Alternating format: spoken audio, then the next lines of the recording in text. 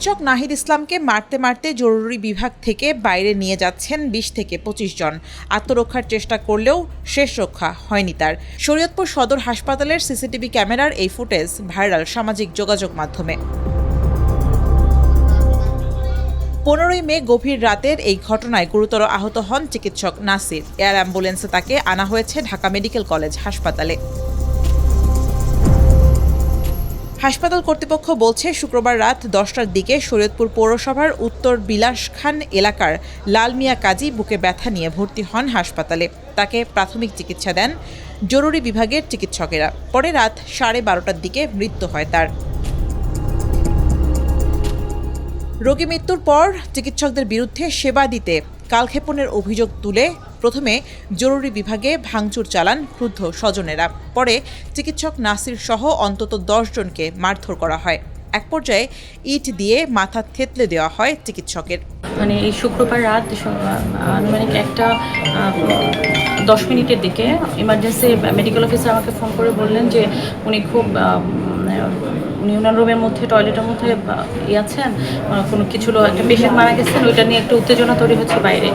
এর মধ্যে আমি আর ফোনে পাচ্ছিলাম না। পরে তো আমি দেখলাম যে আমার যে ডক্টর মোহাম্মদ নাসির ইসলাম উনি গুরুতর মাথায় আঘাতপ্রাপ্ত হয়ে আমাদের ওয়ার্ডে আছেন। ডাক্তার এখানে তাদের সেবা দিবেন। সেবা দিতে গিয়ে যদি তার ইচ্ছাকৃত যদি কোনো ঘটনা করে সেখানে সেটা একটা ভিন্ন কথা। তাই হয়তো সেটাও একটা আইনের একটা ব্যাপার আছে, সব কিছু প্রসিডিউর একটা ব্যাপার আছে। কিন্তু তাই বইলা যে কোনো কিছু যে তার আইনটা নিজের হাতে নিয়ে নিবে, যারা ডাক্তাররা সেবা দিতে আসেন এরা আমাদের এখানে অনেক মেহমান বাহির থেকে আসেন।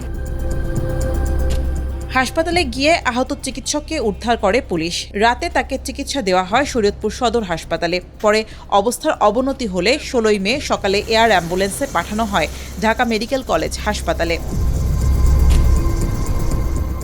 এই ঘটনায় জড়িত সন্দেহে আলামিন নামে একজনকে আটক করেছে পুলিশ। সদর হাসপাতালের যে ঘটনাটা ঘটেছে অত্যন্ত নিন্দাজনক, অত্যন্ত দুঃখজনক ঘটনা।